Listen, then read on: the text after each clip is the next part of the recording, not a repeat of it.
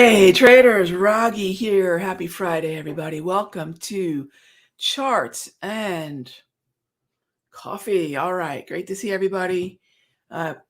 Powell, I could just say Powell for the next 20 minutes, and that would probably summarize everything that's in play, everything that's going to move the market today, everything that we need to pay attention to. But we shan't do that. But again, remember, Jerome Powell is going to be speaking today from day 2 of the Jackson Hole Symposium, the virtual symposium. And he's going to be talking about, well, whatever the heck he wants to talk about. But everything he says, we're going to look through the filter of what does this mean about taper? What does this mean about the pace of taper, the size of taper? And when does this lead us to 0 asset purchases per month, and then kick that door open to what seems to be on track for 2023, maybe 50 basis points, half a percentage point rate hike. And are the equity markets, are equity traders really going to freak out because of it? Well, it all depends on how the message is delivered. So that's where we sit right now. As always, let's go ahead and just jump into these questions. Good morning, Kevin. What are my thoughts on net? Sure, let's jump into net here. All right, beautiful uptrend. That is for sure. Very nice. Double green grab candles, very nice bounces off the wave. Gosh, net, where have you been all my life? So this is nice. This is a really good structure. This is the kind of market where, if you understand the timing of the dips and long calls, and clearly, Kevin, since you're watching this, I'm going to count you in amongst that crew. We need another dip. Yes. I will say that notice that dip, higher high, dip, no higher high. That does not invalidate the dip. But when you see an uptrend dip after no higher high, just be warned, it's not a precursor to a rollover, but it could be a precursor to the market finding a range and a chopping around within it. So I like it a lot, but I don't love that there wasn't a new high before the dip. See this one? New high dip, new high dip. So good stuff. Keep an eye on it. I'd focus on long calls, but you might have to be a little bit more patient with everybody. Oh, you know what? Good reminder, and I haven't mentioned it, and a lot of folks have been asking me, Rog, I hear this thing about live trading, and I hear this thing about the bundle. What gives? Yes, we're doing 2 live trading sessions as well as the bundle. So if I had my way, I would basically say, look, if you have my tools, cool. If you've been wanting to get them, now's the time because we're doing 2 live trading sessions using them. So check that out. And thanks for the reminder. Yes, for sure. Thank you, Andrew. Yes, smash that like button. I appreciate that. Jim says, Powell on his way, T-minus 56 minutes. Absolutely. Divya asked, is ISRG a buy given the upcoming stock split? Stock splits are interesting. 2 things I will say about a stock split. To your answer, the basic one is yes. It's usually going to be a buy in front of a split because it makes no sense to me, but it's a very popular thing to do because you could buy the stock now, see it split, or you could see it split and buy the stock essentially for the same price. Or there's a third alternative that hardly anybody takes this path, but it's one that works nearly every time that it presents itself, which is let the stock split. Let it do what it typically does most of the time, probabilities, right? And that is after a split, it is not uncommon to see a stock sink about 10%. The best post-split opportunity is often that retracement. Think about Apple, think about Tesla. So I've never understood the frenzy getting into the split because you can buy it for the same price, if not lower, after. So that being said, there is likely going to be a little bit of a rally from the announcement of the split to a brief period of time, really into the split itself, because again, there's a high degree of illogic, but that does seem to be an opportunity, which is where people think we've got to buy it now before the split. Go figure. So I've given you both situations. You can play the psychology of the ramp up in front of the split, but probably more effectively, you can play usually the pullback post. But either way, you've got to buy not only from the structure of it, Devia, but also from the split psychology. Good stuff. All right, next question is Charlie asked, is it a good time to get into KO? Oh, you know, I was doing Trish and I were sitting down and doing the August review, and I've got to pick a winner, the best and worst trade of the month. And the worst trades were easy. Starbucks, USO, so S-Bucks, USO, and then most recently KO. Those are the three, I think those were our three losses for August. And I can't get mad at the losses, right? KO was a loss. Yes, I want to take it for a walk in the woods and come back alone. But at the same time, it was a staple stock that was slightly out of sync, but still looking like a potentially interesting buy opportunity. But here's a cool thing. And I get this question quite a bit, and I'm so glad you asked because you guys know, you get me on the subject of a losing trade, so many lessons, so many takeaways, so many opportunities with a loser level up your trading. No one levels up with winners. You know this to be true. Listen to me now, believe me later. No one levels up with winners, but we can level up with a loser. So what do I mean by that? This is the opportunity to really see, is my position sizing protecting me from these types of moves? We never, and this is one of the nevers that I can stand by. We never risk all the debit of a long call or long put. There's no mathematical sense to do it.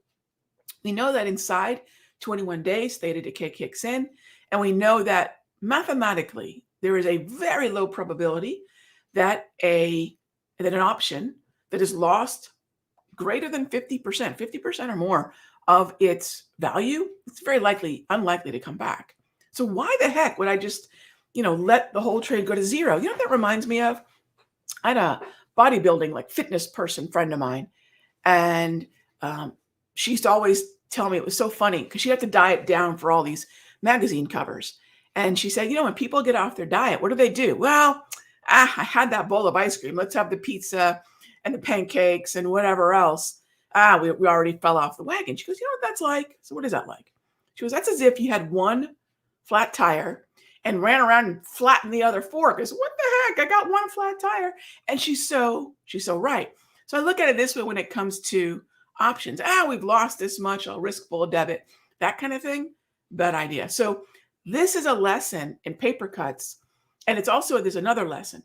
The worst thing I can do right now, and I took my paper cut in KO. The worst thing I can do now is try to go back in KO as a revenge trade and get my money back. What I am still in is XLP, because one of the ways that we've been playing this Powell Friday 51 minutes from now event is a little bit more defensively. I'm not going to buy the high beta tech names near their highs. I'm not going to leave myself way out there on the edge of the limb. But what we've been doing is finding low-cost options in the wave in more defensive corners of the market. Not that they're going to be big winners, but if I want to be pre-positioned, that's the way to do it. Coke was that idea, Charlie, but, swing and a miss, and that's okay. That's okay. You will learn so much from your losers, and you know how much I love talking about them because, again, it's going to reveal the errors in your scaling in. It's going to reveal the errors in your position sizing, and it's going to reveal your errors in loss management, not risk, but loss. Can you take the darn paper cut? And the more often you do it, you're going to realize, I'd rather take a paper cut, but no losing a finger, right? That's just the way that it is. So thank you for the question on Coke. Can we go over the SPY? Sure. Good morning, Michael. So to look at the SPY, we need to look at ES futures. So that means that the ETF is that 9:30 to 4 look. ES is nearly 24 hours. So I'll look at the ES, I'll understand what it's doing, and it hasn't pulled back enough to really be helpful to me as a pullback buy trader. And I'm not, frankly, going to be open to a pullback buy until probably around 44.10. And you might think, wow, we're at 44.70 something and change. Agreed. But look at the previous pullbacks. Look at the characteristics of how it behaved on previous pullbacks. And that's the rhythm, and that's what I'll be looking for the next time that happens. Again, yeah, I could probably look at 44.30, 44.32 as a pullback, but I really want something more conservative. So if Powell is going to pull a Charlie Brown and the Lucy and the football scenario here where it sends the market lower because he fumbled the message, or we get another round of taper tantrum, so be it. Tantrums in an uptrend or opportunity. But Michael, let me also mention the XLV and XLF. If you like certain segments of the S&P, certain corners are relative outperformers, and they're able to move without the laggards. NASDAQ is probably a better example. If we get a NASDAQ pullback, I'll likely be more interested in not the NAS necessarily because it has this hot mess in it, XLY. Right? What's my easiest path around Tesla, around Amazon, which are not in uptrends, right? My easiest path around it is XLK and XLC. So this is an environment where we can look at, yes, the tide, the indices, but we probably want to say, well, what are the corners of the market that we don't want to engage in? And sectors allow us to get a little bit more, well, we can cherry pick. So that's what I would say. SPY is a very interesting narrative, but I think XLV is where I would feel even better. See, XLV allows you to take advantage of the uptrend in the S&P and omit tech. So if you're concerned, and we all should be at least aware that if they're going to raise rates, and if I see the 10-year start to drop, and if I see the 30-year start to drop, that's higher rates in terms of bond rate, right? That's going to be a corner of the market, tech. It's going to be a corner of the market that's going to probably struggle the most. How do I circumvent that? XLV, XLF, and other relative outperforming sectors that are not as exposed to those names. I hope that helps. Hope that makes sense. Andres asked, do I think the issues in Afghanistan could disrupt all production, delivery, oh gosh, causing crude to rise? It would have already done it. It would have already done it. Remember, that has already unfolded. I would say no, probably not. Probably not. Because it would have already made significant moves. And I don't see what we've seen over the past couple of days, knowing what happened at the Kabul airport. I don't think so. But this is not a trend. This is not a market sitting at a level to buy anyway.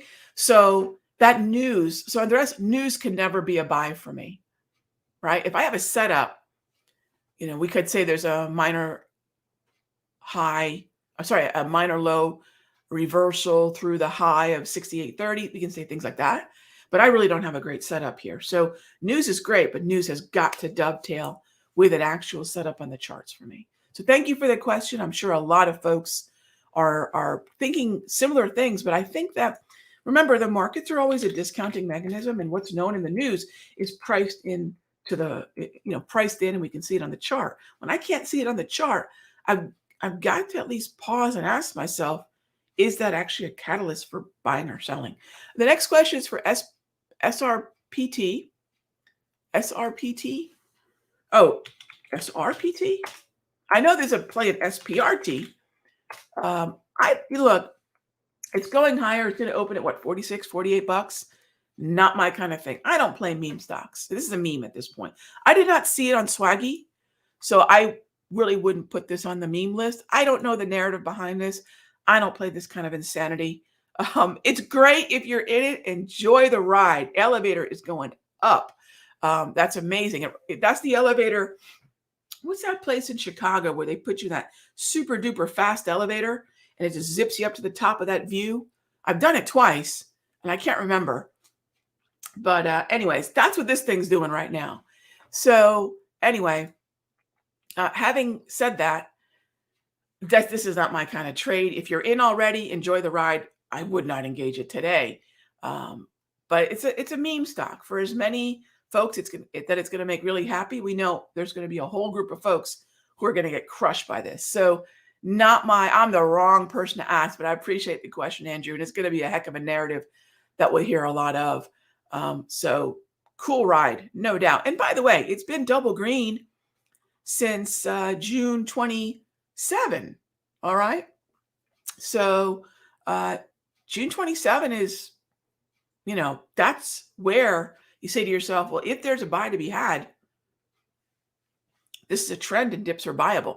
For however SPRT ends up on your radar, right? That's the tricky part. How the heck does SPRT end up on your radar? If it's not something that people will logically go to until it makes the kind of moves that it started making on August 24. Then it's going to start to land on people's radar. And then if you notice it's a double green, right, then at least there's some actionable levels, 24, maybe 25. But as of yesterday and today, I can't touch it. So thanks for the question. So can I post I think it is in the chat. Somebody asked if we could put the bundle offer in the chat. If you head on over to simplertrading.com/Raghee-workspace-bundle, it will take you on over to that live trading sessions that includes the bundle, right? Which is really, we've never done that before, and I'm very excited about it. Okay, next up is Dorothy asks, I loved your call on IWM. What's your next move with it? It's got to reset, Dorothy. I mean, it hasn't ended yet. I mean, technically, it's not over until we get trailing stopped out. I think as long as it stays above 2205, 2206, what is that right there? 2204, that's fine with me. I think at this point, see, we're doing the same thing in natural gas, where we have a second target that we would love to see the market continue up to.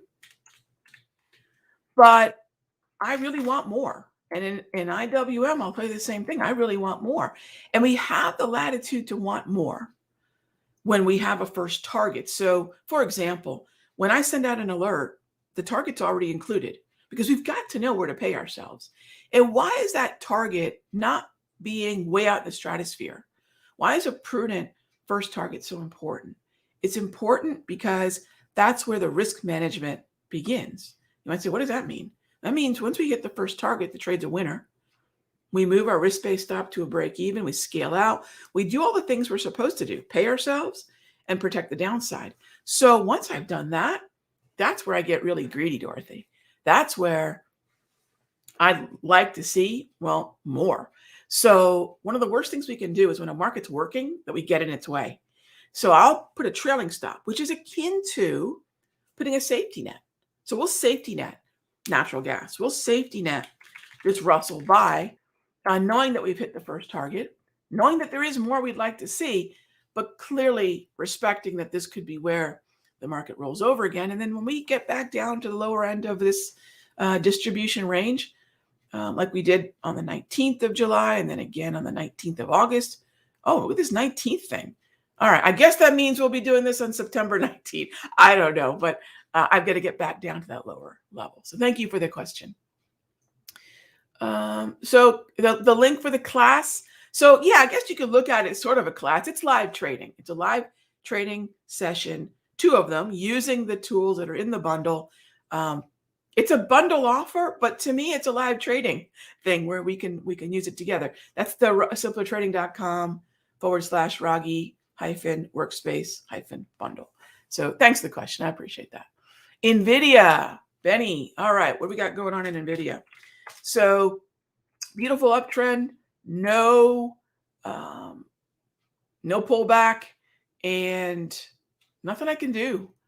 Nothing I can do with it. I mean, it's a great looking chart that if we have a deeper pullback, see, I'll treat this one a lot like the way we talked about S&P. I want a more conservative lower half of the wave entry. Okay. Thank you for the question.